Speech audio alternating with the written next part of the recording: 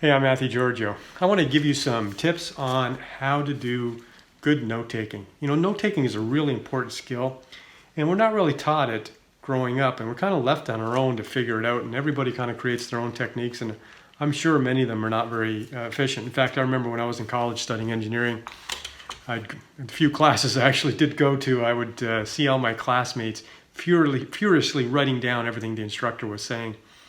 And I could tell that the instructor was just teaching right out of the textbook. So what I did is I figured, well, if you're furiously writing down everything the instructor's saying, you're not actually listening or paying attention to understand what they're saying. So what I did is I just took my textbook and a highlighter, and I would just highlight everything that they covered. So that way I could pay attention and actually identify what was important. But school is another thing. I don't want to get into this school today. But I want to give you some strategies on how to do good note-taking. And so I took my note-taking, changed from going to school to then becoming an engineer at a large tech company, at IBM in fact, and then I left IBM to start my own business, and then I would have to teach some of my newer employees who didn't have this particular experience on how to do it, and lots of meetings with people around the world and clients and teammates and partners and so on. So I came up with a system of note-taking that I find is very efficient, and I do teach it to my newer employees when they join us. In fact, we print our own books, our own book covers, and at the bottom of the book covers we have our icons and the basic strategy that we use for our note-taking as a reference. And I'm going to show you that here in hopes that it might help you as well. Okay, so here's our notebook. Let's open her up. We'll find a blank page here. And I'm going to use a Sharpie so you can see this better. So the main strategy is not to necessarily write everything somebody's saying. You're not taking minutes. If you want to take minutes, you're better off recording the meeting rather than trying to write everything down, because you're going to miss out on some important things. So you want to think about what are people saying that are important. Now, what are the most important things? The most important things are action items.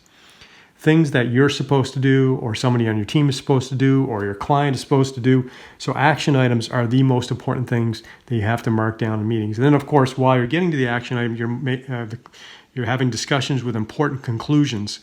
So you want to write down those conclusions, whatever they are, abbreviate them. You want to do it as quickly as possible, but you also want to make sure you can remember it later when you do write it down. So you're writing down conclusions, you're writing down key points. So if you do have a conclusion and there's 2 reasons why you came to those conclusions, jot down those reasons as well. So while you're taking the notes, and here's the strategy that we use for the icons. I mentioned we had some icons at the bottom here. Is if you're writing something and it's an action item, a to-do, we put a box next to it, just like that. In the left margin or wherever you have it. Simple as that, a little box. And that means that's a to-do item. If it's a specific type of to, like a call, we might use a letter C. If it's next to the action item. If it's a meeting over here, we've taken some notes about the next meeting, we'll use a letter M. Maybe you might have to do some internet work or research or whatever, you might use an I. You can use your own icons and abbreviations here, whatever works best for you. We have to maybe send an email to somebody. We'll use an E. Email me that document. Okay, there's an E. And now, when we complete a to-do, an action item, we simply put a mark through it. So if it's a checkbox, we can just X it out as if that to-do was completed, or you can use a little check mark. If it's one of these other ones, you can put a line through it. Sometimes I'll use a circle and a line through it. And that quickly allows you to identify that you've completed all of your tasks and action items from that particular meeting or whatever notes you were taking.